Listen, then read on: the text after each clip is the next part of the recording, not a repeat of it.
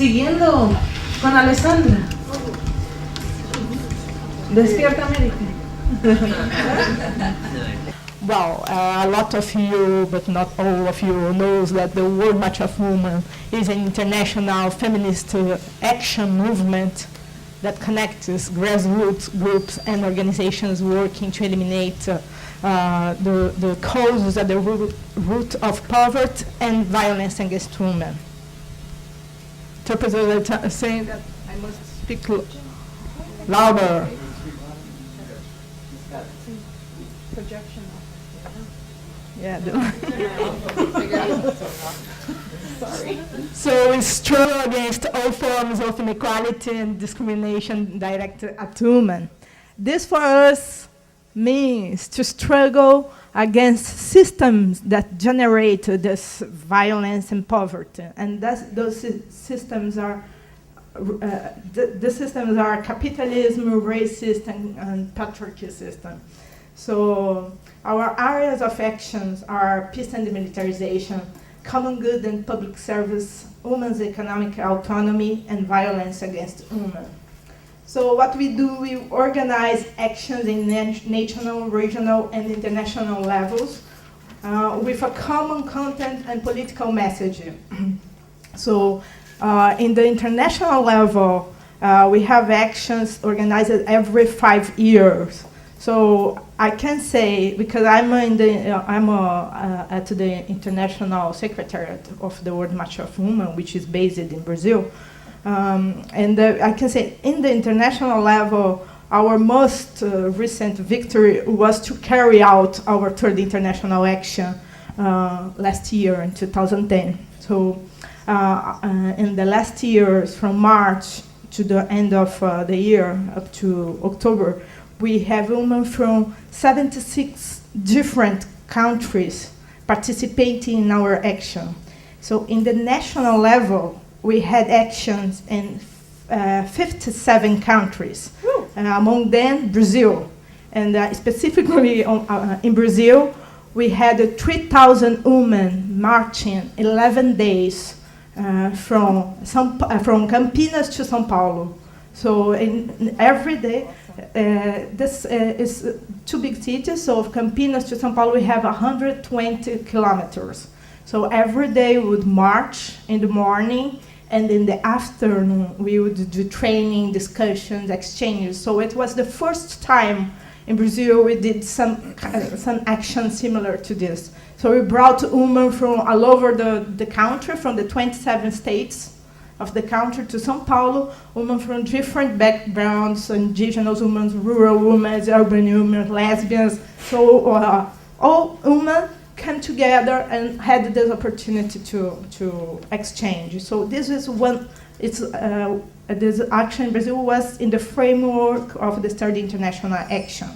So we also had other 19 countries that took part of the regional action or our international closing event, which was carried out in the Congo Democratic Republic in the Great Lakes region in Africa.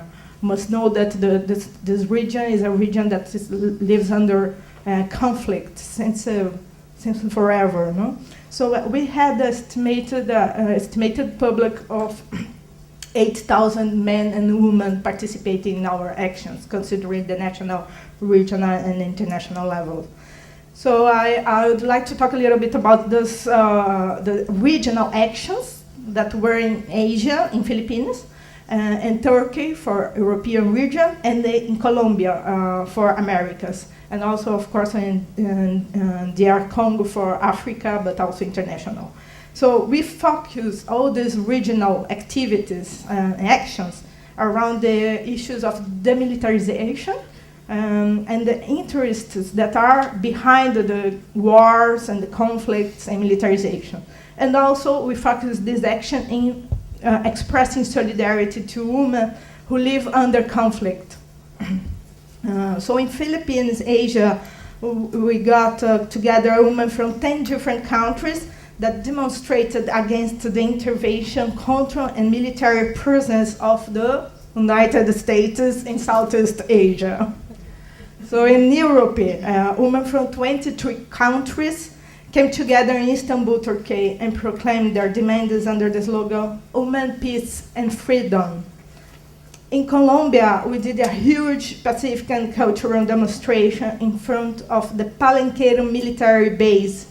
And we put in the public agenda a reality that was unknown even for the Colombian society, majority of the Colombian society.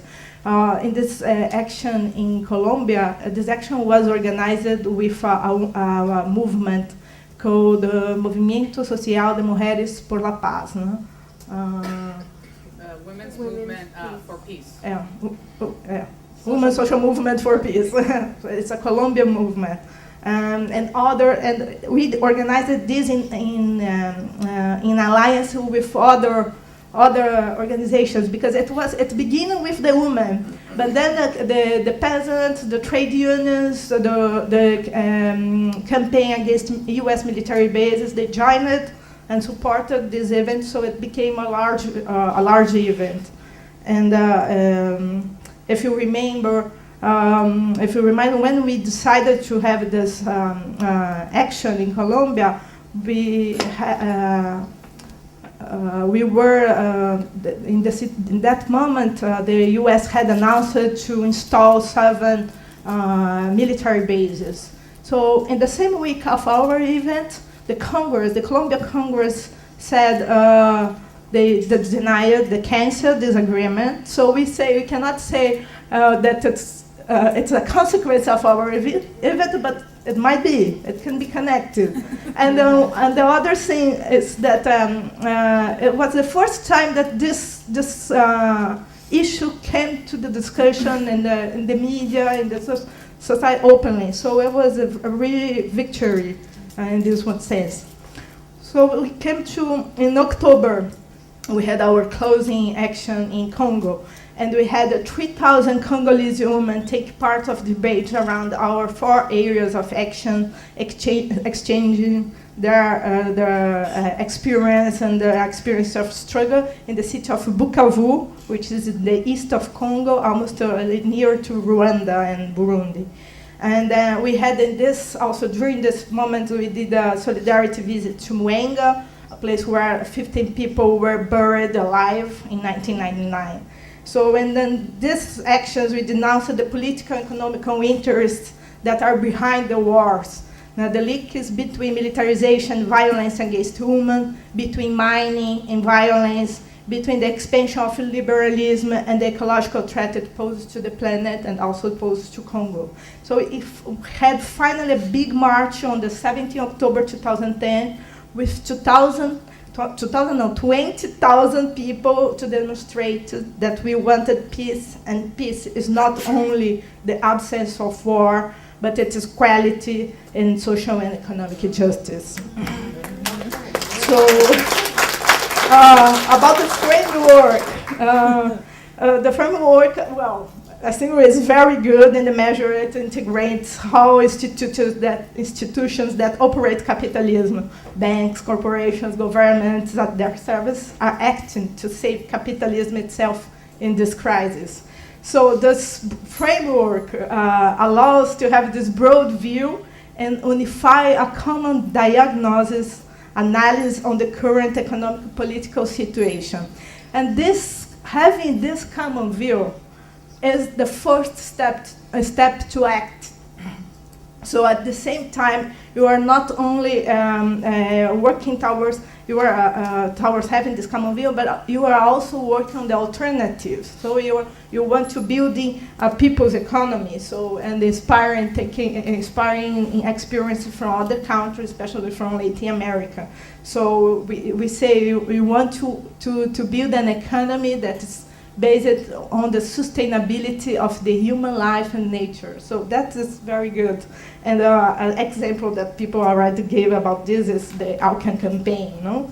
So about my opinion on the international social movement, wow, as Hamuda said and a lot of us already said, so we are all part of the same movement, international movement, which is an anti-establishment and I call anti-capitalist, anti-patriarchy, anti-racist system. So people are angry, and people are going to the streets. No? We saw this in Arab countries, in Greece, in Spain. Most recently, we saw this in London.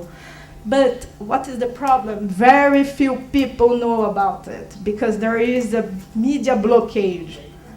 No? And then this is because every action has a reaction. So every time we act, also we get a response and a reaction from the system.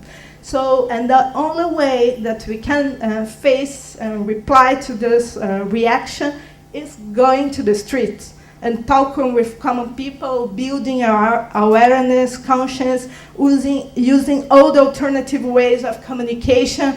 We have to let very clear what we want and to denounce that the solutions presented to the crisis, cutting public service, war, commodification of environment, these are only taking us to the end of the world. So we have to be very strong in this. And we all, as movements, including the GGJ, we have a very good opportunity to go to do that and to go to the streets in October now, in the 12th October, and in the days around it.